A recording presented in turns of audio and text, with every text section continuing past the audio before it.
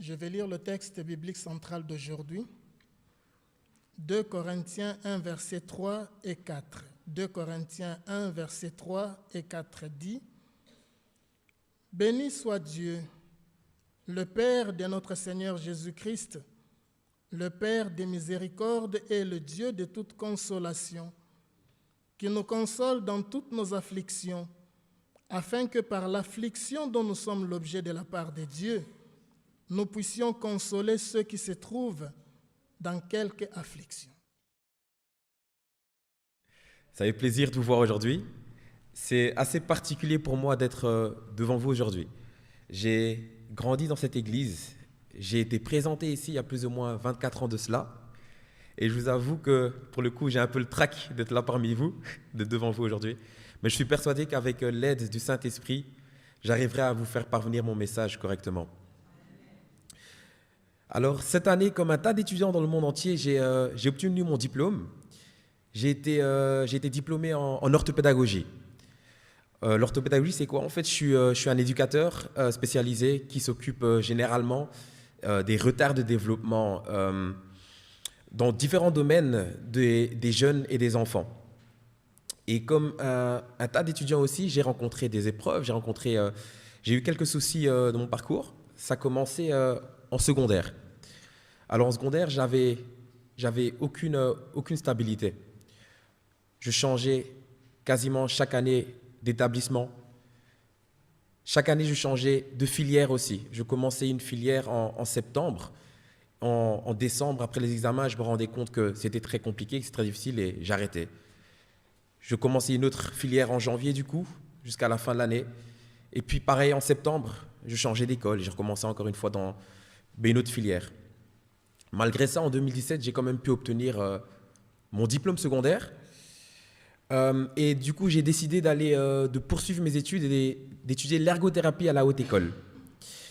Alors là, à la haute école, les débuts sont assez compliqués. Encore une fois, je remarque que le schéma qui s'est fait en secondaire persiste toujours. J'ai envie d'arrêter, j'ai envie de changer. Malgré ça, je fais quand même 2 ans d'études. Au bout des 2 ans, voilà, avec les profs, on voit bien que ça ne va toujours pas et ils me conseillent de me réorienter et de faire autre chose. Alors moi, voilà, j'aimais vraiment beaucoup l'ergothérapie, donc j'étais triste. Et avant de me réorienter, j'ai décidé de déposer mes fardeaux et mes soucis auprès de Jésus pour lui demander, Père Céleste, qu'est-ce qui m'arrive? Pourquoi ai-je du mal à avancer? J'ai demandé à Dieu d'apprendre à me connaître mieux, parce que j'étais persuadé qu'apprendre à me connaître mieux était la base vers un changement. Alors je décide de commencer mes études d'orthopédagogie. Des débuts, ça va, c'était déjà mieux qu'en ergothérapie. Et vous savez, quand vous posez une question à Dieu, Dieu peut vous répondre de différentes manières. Et durant mes études, Dieu m'a donné l'opportunité de travailler en tant qu'éducateur, du coup déjà dans un internat. Et en tant qu'éducateur, je suis amené à beaucoup observer les jeunes, à beaucoup écouter les jeunes. Et au fur et à mesure que je travaille, au fur et à mesure que je suis avec eux et j'observe, il y a certaines choses que je reconnais chez eux qui étaient aussi présentes chez moi. Ça veut dire que mes jeunes aussi, à l'internat, ils commençaient une option ou une filière en septembre. Des fois, 2 mois après, ils voulaient déjà arrêter. Et puis à partir d'octobre jusqu'en juin, ils n'ont pas de filière, ils ne vont pas à l'école, ils sont découragés. Et voilà. Donc quand on observe, j'ai pas su directement donner signification à ce que j'observais. Mais vous savez, du moment où vous arrivez le soir à la maison et que vous vous couchez sur le lit et que vous êtes fatigué, c'est à ce moment-là que les pensées, les réflexions de la journée commencent à descendre. Et en fait, j'ai commencé à donner signification à ce que j'observais chez ces jeunes et j'ai commencé à me voir à travers eux, voir le même schéma. Et avant de continuer, j'aimerais prendre un texte.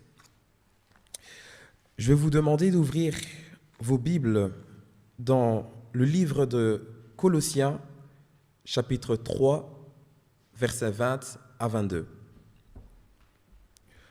Donc Colossiens chapitre 3, versets 20 à 22.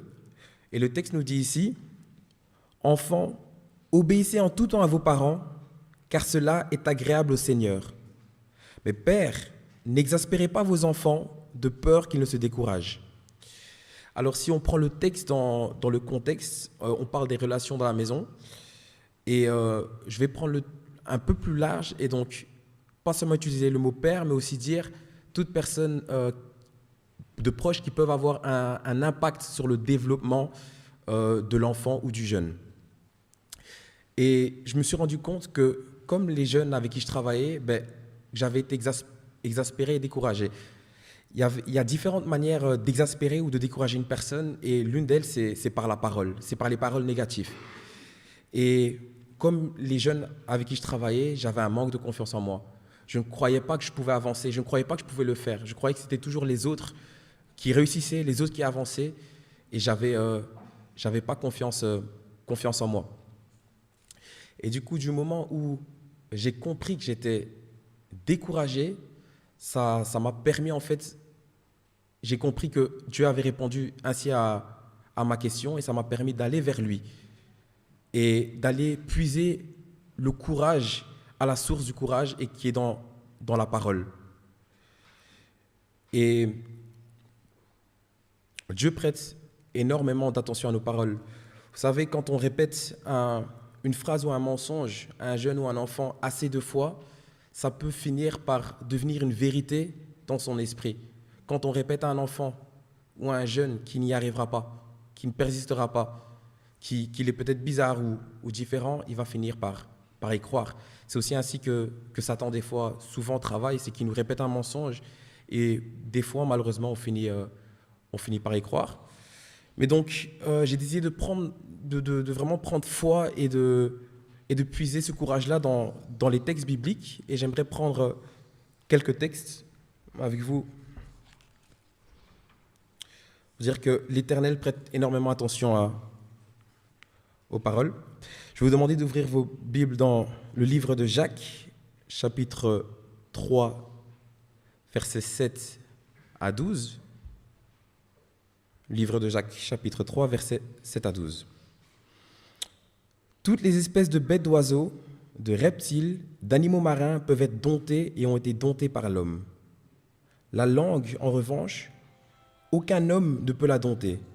C'est un mal qu'on ne peut pas maîtriser. Elle est pleine d'un venin mortel. Par elle, nous bénissons Dieu, notre Père, et par elle, nous maudissons les hommes faits à l'image de Dieu. De la même bouche sortent la bénédiction et la malédiction. Mes frères et sœurs, il ne faut pas que tel soit le cas. Car une source fait-elle jaillir par la même ouverture de l'eau douce et de l'eau amère? Un figuier, mes frères et sœurs, peut-il produire des olives ou une vigne de figues? De même, aucune source ne peut produire de l'eau salée et de l'eau douce.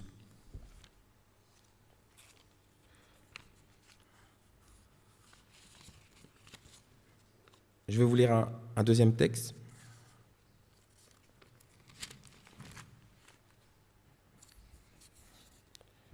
Et c'est dans Proverbes, chapitre 15, verset 4. Et le texte nous dit « Une parole porteuse de guérison est un arbre de vie, tandis que la langue perverse brise le cœur. » Toujours le chapitre 15, mais le verset 23. « On éprouve de la joie à bien répondre, et qu'une parole dite à propos est agréable. » Je vais vous raconter une petite anecdote aussi, c'est que j'étais au boulot et alors il y avait un enfant de 9 ans qui court derrière un de mes autres jeunes, un de mes autres enfants de 5 ans, et qui lui dit, si vous me permettez l'expression, qui lui dit « imbécile ». Alors l'enfant de 5 ans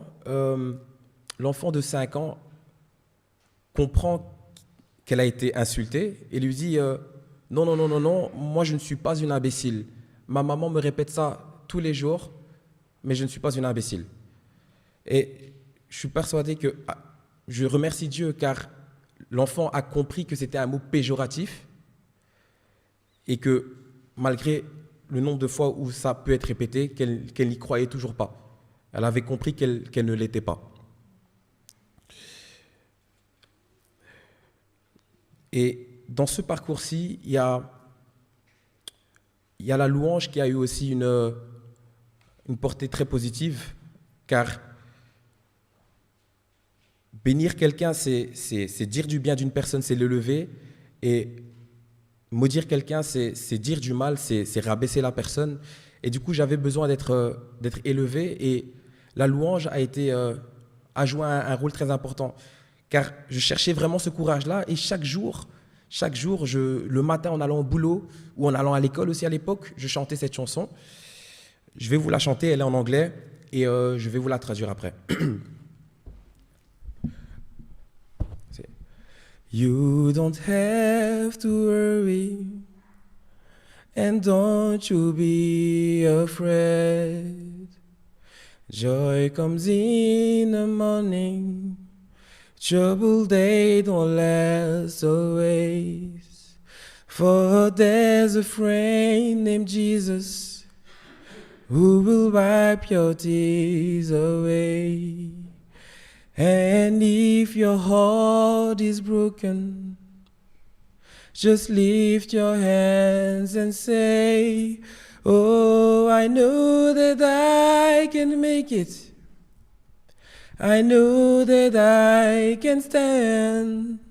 No matter what they come my way, my life is in your hands. Et je vais vous traduire, c'est en anglais, mais je vais vous traduire le texte parce que je trouve vraiment très magnifique. Et le texte dit, tu n'as pas besoin de paniquer, tu n'as pas besoin d'avoir peur. La joie vient le matin, les troubles ne persistent pas toujours. Nous avons un ami qui s'appelle Jésus, qui va retirer tous nos cris, tous nos pleurs. Et si ton cœur est brisé, lève juste tes mains et dis, je sais que je peux le faire, je sais que je peux tenir debout. Peu importe ce qui se mettra sur ma route, ma vie est entre tes mains. Et du coup, ça m'a vraiment édifié, ça m'a vraiment permis d'aller jusqu'au bout, et je suis content maintenant de pouvoir dire devant vous que les paroles de Dieu m'ont aidé à avancer et à terminer mes études. Alors, aujourd'hui, si tu es découragé, si tu es un jeune ou un enfant et que tu es découragé, je voudrais te dire, prends courage, car tu as de la valeur aux yeux de Dieu. Peu importe ce que les gens disent à propos de toi, peu importe les mensonges qu'ils vous répètent, sachez que vous avez la valeur aux yeux de Dieu. Alors, je me suis concentré sur la deuxième partie du texte qui disait Père, n'exaspérez pas vos enfants de peur qu'ils se découragent. Mais la première partie du texte est tout aussi important. Je vais reprendre le texte dans Colossiens.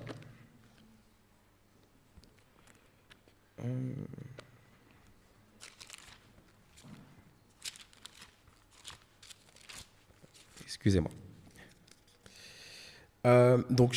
Qui dit donc, enfants, obéissez en tout temps à vos parents, car cela est agréable au Seigneur. Et dans Éphésiens, le texte dit aussi, enfants, obéissez à vos parents, car cela est juste. Honore ton père et ta mère, c'est le premier commandement accompagné d'une promesse. Il est aussi important en tant qu'enfant d'obéir et d'honorer vos parents.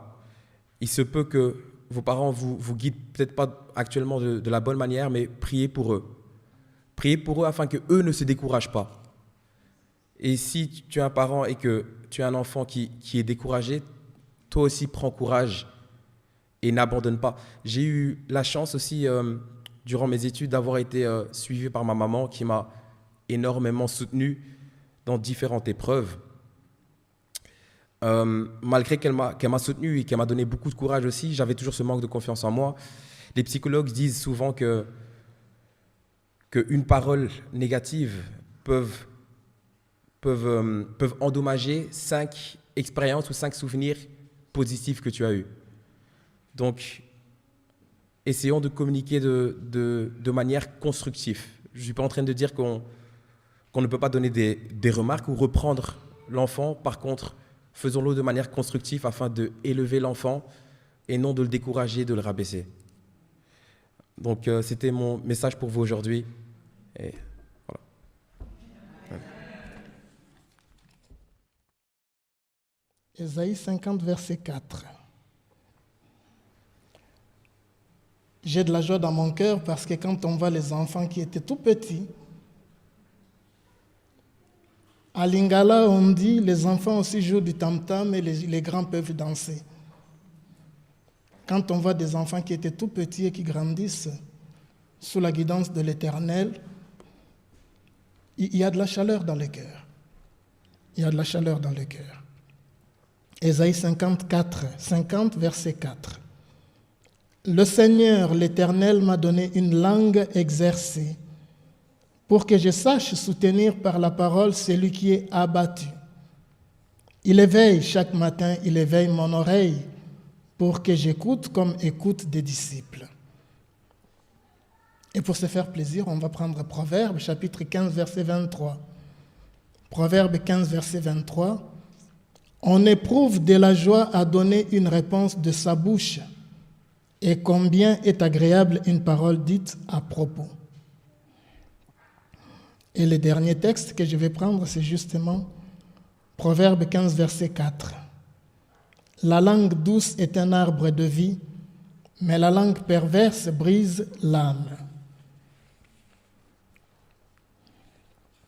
Que Dieu nous bénisse tous, en tant que communauté, en tant qu'Église, en tant que famille, à savoir, à comprendre la grande responsabilité que nous avons avec les enfants qui nous sont confiés. Et comme Samuel le disait tantôt, nous nous souviendrons de cette parole. Avant de faire une critique à quelqu'un, essayons de chercher 10 compliments qu'on peut lui faire. Et après, on pourra la critiquer. Parce que tant qu'on n'a pas porté les chaussures de l'autre, on ne saura pas nécessairement par le chemin et par quel chemin il passe. Que Dieu nous bénisse tous et qu'il nous accorde sa paix.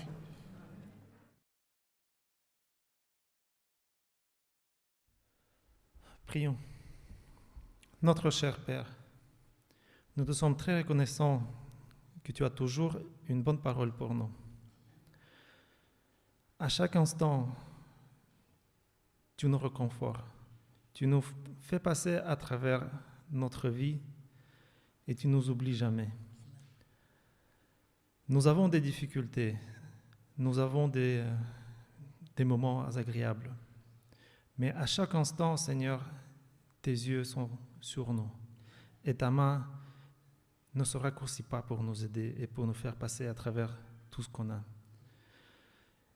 Nous te demandons, Seigneur, maintenant, qu'on soit capable, par tes forces, par ta grâce, de refléter ton caractère, que notre parole soit aussi assaisonnée d'amour vis-à-vis à chaque frère et sœur qu'on a autour de nous, qu'on puisse toujours réconforter, qu'on puisse toujours donner une parole qui va nous lever, pas une parole qui va nous laisser abandonner ou nous faire mal, mais surtout la parole qui encourage, qui donne l'espoir, qui nous fait lever notre regard au ciel, où on va voir la vraie parole, Jésus-Christ lui-même, qu'on puisse être tes enfants et que le monde autour de nous le voit. Au nom de Jésus, on te demande. Amen.